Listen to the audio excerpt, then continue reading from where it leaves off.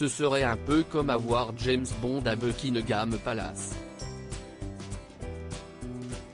Le 5 février dernier, Elisabeth II a nommé un nouveau grand chambellan, conseiller privé de la reine qui est en charge de superviser les affaires générales de la cour et d'assurer notamment la communication entre la reine et la Chambre des Lords, ou encore entre Buckingham Palace et Clarence House.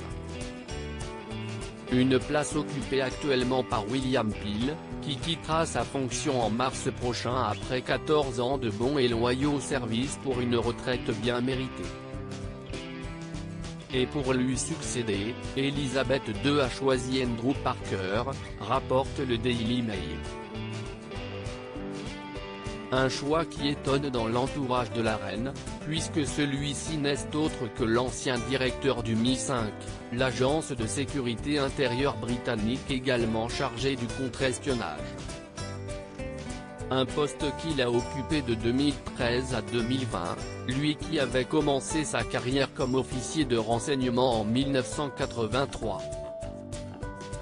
Un passé qui ne semble pas déranger Elisabeth II, et qui est même plutôt salué au sein même de la monarchie pour les qualités de juge de la nature humaine, l'intégrité, le discernement, et surtout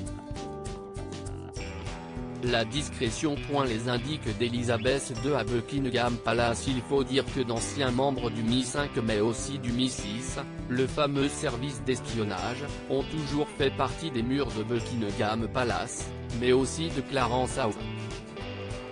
Ainsi de 2011 à 2015, William Nye, ancien chef de l'antiterrorisme, a dirigé le cabinet du prince Charles.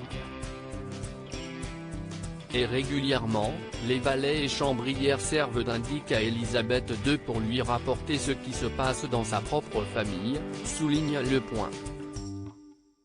Comme les disputes entre le prince Charles et Lady Diana, tandis que les services de renseignement enregistraient également les conversations entre le prince de Galles et sa maîtresse de l'époque, Camilla Parker Bowles.